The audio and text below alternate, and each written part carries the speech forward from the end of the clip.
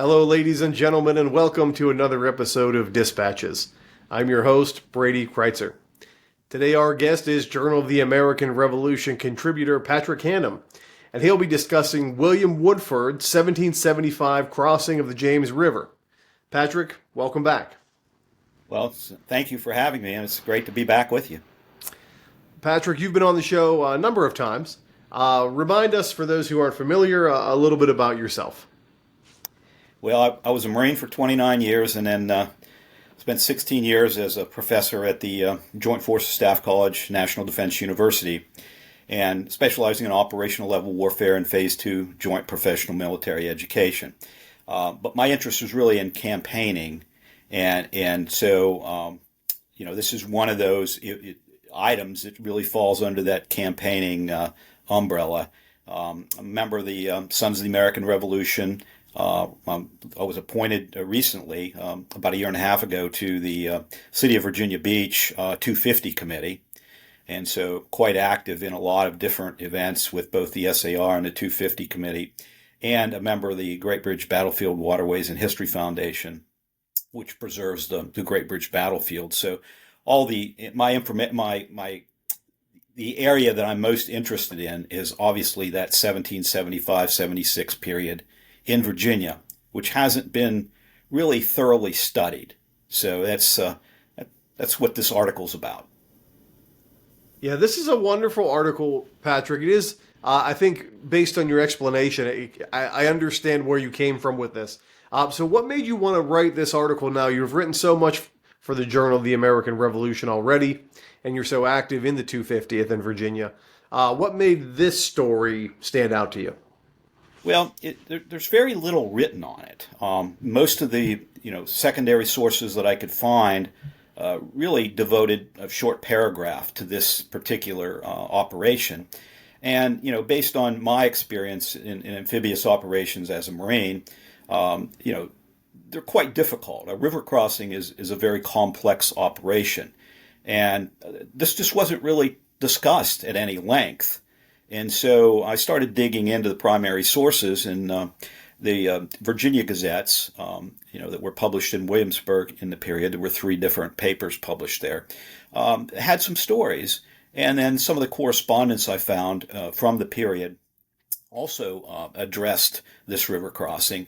So I just put all those pieces together, and it was quite a complex operation, and it was a contested river crossing, which makes it that much more difficult. Just the environment of a river crossing is tough. And then when I examined the physical environment, this was a very demanding operation. And, to give it a paragraph in history, I think is a little bit underwhelming for me, and so it needed explained. And then of course, in the process of that, I discovered, the tool that actually the Patriots used to help this succeed was the rifle, and I think that's kind of undervalued as well.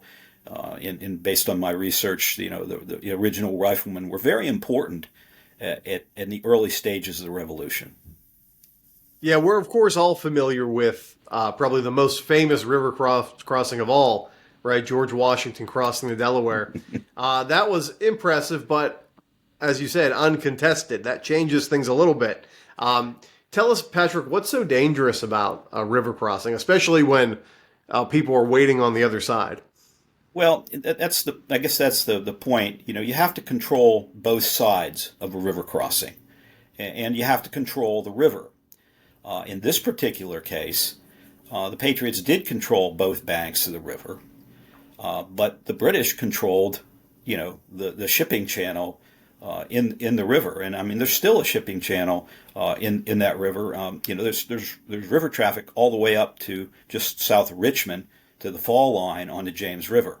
It's a formidable obstacle right there at Jamestown. It's right at Jamestown Island is where the one of the ferry crossings was.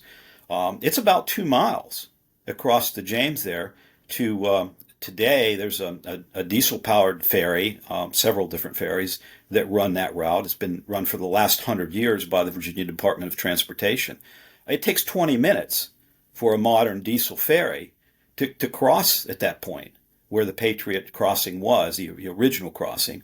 And so it's, you think about getting across there either by poling with a shallow draft ferry boat or, with some sort of a sailing craft. This is a difficult operation just to get across the river. There's tides in there. It runs a couple feet as a normal tide, so you've got to watch your tidal flow. And so it's a complex operation. Yeah, Patrick, maybe if you could, for those who aren't familiar, give us some context. What's going on in Virginia at this point in the war? Because it's still very early on. So, most people like to pick up the American Revolution with the Declaration of Independence. But what happened in Virginia in 1775, and really into 76, just a few days after the Declaration of Independence was signed, is what allowed Virginia to free itself from a self-defense mission in defending their own colony and ejecting the royal governance, and allowing Virginia to send soldiers and supplies to Washington's army. And I like to tell everybody that 20% of the soldiers that crossed the Delaware with Washington on Christmas Day of 76 were Virginians. And every one of those units that crossed with Washington from Virginia was involved in ejecting the royal governor. So if he had still been hanging on here, this would have been a problem for the entire revolutionary movement. And I also like to tell everybody that Virginia led that independence movement. I mean, it was Richard Henry Lee who introduced the motion for independence on the 2nd of July. And he didn't do that on his own. He was instructed by, the politicians, by the convention in Virginia to do that. And they had already declared and created a Commonwealth, the First Virginia Commonwealth. And it's no accident that the First Virginia Commonwealth, with Patrick Henry as the first governor of Virginia, was implemented on the 5th of July. That wasn't an accident. They had planned this. So if Dunmore had been here, and if this river crossing had been delayed, getting at Dunmore would have been difficult because of the terrain. Dunmore controlled the water. He had 2 sloops of war. There were a number of ships that rotated in, Royal Navy ships that rotated in and out of Norfolk during the summer and into the fall of 1775. But at this time, he had 2 sloops of war. They were Swan-class sloops of war, and one was the Kingfisher and the other one was the Otter. And they had about 100-man crew on them. They were ocean-going vessels, so they had to kind of stick to the main channels. But they manned up a large number of tenders, which would have been shallower draft, smaller vessels that would work from that mothership. And a lot of those were loyalists that crewed those. They would probably have a gun crew from the sloop on that ship as well. But this way they could pretty much control the waterways all around Virginia. Now, the Patriots had some vessels, but building a navy is a complex task. And so it took a while in order for the Navy to get going. The Virginia Navy has a few vessels out there, but it's really about a year before Maryland and Virginia start to try to control the Chesapeake Bay. So Dunmore controlled the waterway, and the Patriots then had to figure out how are we going to get across the river. And then once we cross the river, we can't use the waterways to access Dunmore, who's in Norfolk. That's his base of operations. He was based out of, initially, he had his troops at Portsmouth, the Gosport shipyard, which is the Norfolk Naval Shipyard today in Portsmouth. That's where he based his soldiers out of, and then he moved them over to Norfolk in November. But he was using that particular harbor, Norfolk Harbor basically, in Portsmouth as his base of operations. He only had about 175 regulars at this point. But he's manning his vessels with loyalists. He's got a lot of enslaved individuals that he's offered their freedom to. He doesn't formally do that until after this crossing is actually almost completed. But a large number of these men have been joining him, and he's training and arming them. So he's using the former enslaved individuals that join him to build his militia, and he creates two different units, the Queen's Own Loyal Virginia Regiment for the white loyalists and the Ethiopian Regiment for the black loyalists. And so he's building a force, and he has a contingent of regulars. And so he uses these shallow draft vessels to basically seize cargo ships that come in and out of the Chesapeake Bay, and to supply his forces because he's having a difficult time acquiring supplies. So it's a detailed operation, and Dunmore's a very competent individual when you study him. He is and he's not gonna take no for an answer. He's gonna hang in there until the very last minute. Yeah, let's talk about, Patrick, a little bit about the other side. Tell us about Woodford. Who is he? What should we know about him? So William Woodford is one of two colonels who were appointed in August of 1775 to command the two regular regiments. These two regular regiments were the 1st and 2nd Virginia. Now, Colonel Patrick Henry, who would also become the commander-in-chief and then later the first governor of Virginia because of his political activism, would command the 1st Virginia, and Woodford the 2nd. Now, they authorized 16 regular companies out of the 16 districts. Each district, which was a grouping of counties, would produce one regular company, 68 men plus NCOs and officers and musicians. So upwards of the mid-70s for each company.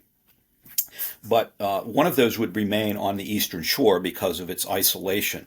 And so 15 of those companies would be formed into these two regiments. The 1st Virginia with Henry would get 8 companies, and Woodford would get 7. But time is what's really important here. And Woodford was a veteran of the French and Indian War, and he knew Washington. They knew each other.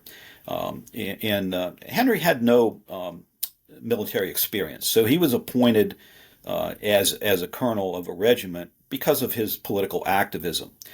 And the Virginia Convention, or the Committee of Safety, the executive body that managed the government for the Patriots, was aware of this. I mean, they didn't really want Henry to be the man that crossed the river and confronted Dunmore. They wanted somebody with combat experience. And so Woodford was the man. And this created a little bit of tension between Henry and Woodford, as you could imagine. But Woodford was the right choice. And only 6 of his companies were actually formed in time to cross the river, a little over 400 men. So they reinforced him with 5 companies of the Culpeper Minute Battalion. And they were the 1 minute battalion that formed up 10 companies and sent them to Williamsburg. Unfortunately, there just wasn't enough equipment. There was not enough weapons, not enough military equipment, shot pouches or cartridge boxes, those kinds of things. Challenge just getting blankets for these guys and tents. So they sent these 11 companies were the ones that actually crossed the James River. And they would form what I would call a task force or a reinforced regiment that then would confront Dunmore on the south side of the James River. Yeah, Patrick, you mentioned a point I think is really worth visiting, and you touch on it a lot in your article. A rifle company. That's going to be so central to this story. Talk about the importance of a rifle company and especially what they do here in this crossing. Yeah, so the rifle had developed into a distinctly different weapon than the smoothbore musket. Now, it's got rifling in it, just like a weapon today. It lands in grooves inside the barrel.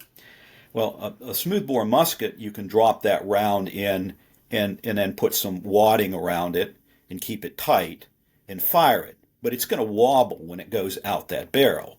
So it's not going to be extremely accurate. A musket is much quicker to load, probably about 3 rounds per minute for the average individual at that time. A rifle is much more difficult to load because you basically have to drive that round down into the lands and grooves. to get it to spin down into the barrel. And what that does is it makes it spin when it comes back out. And when it's spinning, it's got a lot more velocity and accuracy, that spinning motion. So that the rifle is known to be a very effective weapon. There are clearly records that show that the rifle was fired accurately, at basically a head-sized target at 200 yards, and they could strike a target basically the size of a man's head at 200 yards. And this was fairly routine for the good rifleman. So it was known to be a very accurate and long-range weapon. So the muskets generally, would be effective at less than 100 yards, where a rifle you could get out to 200. And there are cases on this operation where the men were actually elevating the weapon and using it sort of like plunging fire onto the targets, and dropping rounds, into those boats that the British had at 300 yards. And so my assessment is the rifle became a substitute for small cannon because the Patriots just simply didn't have any, and they didn't have the ammunition, they didn't have the gunpowder. So the rifle becomes a substitute as a long-range weapon.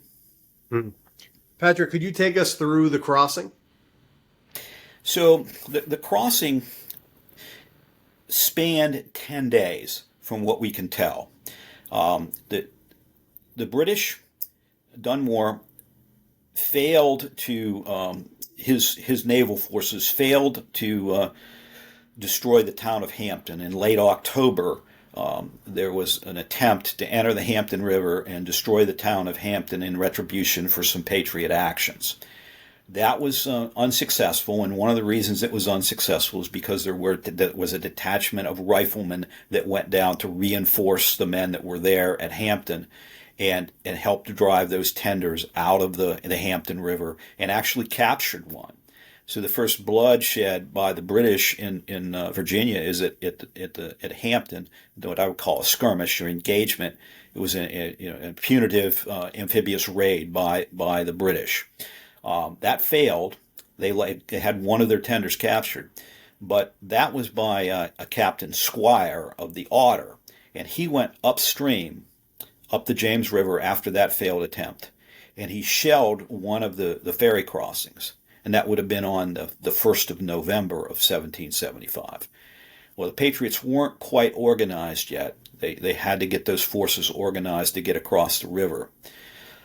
The Otter went back to Norfolk, but they were aware, Dunmore was aware this river crossing was going to take place, and he sent the Kingfisher, which was the second sloop of war, back up, and they arrived about 1 o'clock in the afternoon on the 9th of November. Now, we believe the night before that, the evening of the 8th and the 9th, Patriots moved probably 4 companies, about 250 men, across the river using the Jamestown ferry crossing. So they were successful in getting those men across. But now the Kingfisher is there trying to block or interdict that crossing. And they moved up and down the river. They went downstream and to try to destroy some ferry boats at a crossing. It was just south of Jamestown Island at a place called Burwell's Ferry. Those were defended by riflemen as well, and those riflemen were from Captain John Green's 1st Virginia Regiment Company. It was also a Culpeper unit. That was a successful defense, and Green's men were patrolling the beaches and also located at the other ferry crossings there in the general vicinity of Jamestown. And they held those tenders off the shore about 300 yards on several occasions when they tried to land. So this went on all the way through the 19th of November. Now, sometime between the 9th and the 19th, the Patriots were successful in getting another 4 companies across the river. The details of that are not really recorded anywhere, but we know they got another group. So we have about 500 men on the south bank of the river at this point, and they haven't been interdicted. But the kingfisher and her tenders are still there, prowling around. Apparently, they moved real close to the Jamestown landing, and the Patriots could not use that ferry any longer. So they had to then go upstream, and there's a place up in north of Williamsburg. It's probably about and north of Jamestown Island, about 8 or 10 miles north. It's called Sandy Point, and it's in Charles City County. Now, to get there, you have to cross the Chickahominy River. So they would have had to had another ferry that went across the Chickahominy to get them over into Charles City County. And then that point, there's the crossing site is much narrower there. It's well under a mile. And they were able to then have riflemen on both sides of the river and keep those tenders away and get the remaining forces across the river. And they would continue to use that crossing at Sandy Point for communications between Woodford's force south of the James River and the political leadership there in Williamsburg for months and months after that, as long as there were forces on the south side and Dunmore was still in the area attempting to interdict them. So that's where the final crossing took place. Once the British realized that the troops had gotten across successfully, they moved both those sloops of war back down to Norfolk. And some of the Marines and sailors that were gun crews on those ships, both the Otter and the Kingfisher, would then man the guns at the Battle of Great Bridge. So the British had several 4-pound cannon on the battlefield at Great Bridge on the 9th of December, and they were manned by those same men who were manning the two warships and the tenders. Patrick, we always like to wrap up with this question. How do you think this research, this story, helps us understand the Revolutionary Era better? Well, I think the fact that there are a large number of river crossings that are conducted, throughout the Revolution. There just simply weren't bridges to cross these many rivers that that flow from really the Appalachian Mountains to the East Coast, and so it's a common event, but it's not. You shouldn't take this as a routine event. A river crossing has to be done very deliberately. There's a great deal of risk. People fall out of boats and drown during these river crossings. If you get the tides wrong, you could drift in a case like this situation, where it's a brackish saltwater crossing, in Tidewater, Virginia, you could easily drift, into the enemy's position if you're not careful.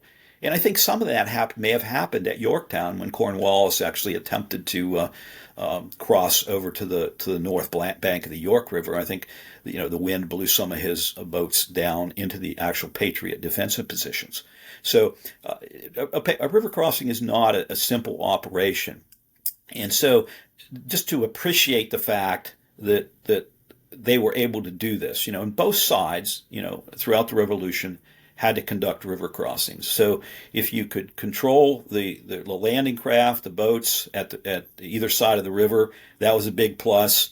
If the water was high and you were trying to use fords, that was always a problem. So these river crossings are something that adds an additional dimension to the ground combat that occurs during the American Revolution. And I just felt it was important to point that out, that this was an important event. Excellent. Well, as always, Patrick, thank you so much for joining us. I was glad to be here. Thanks, Brady.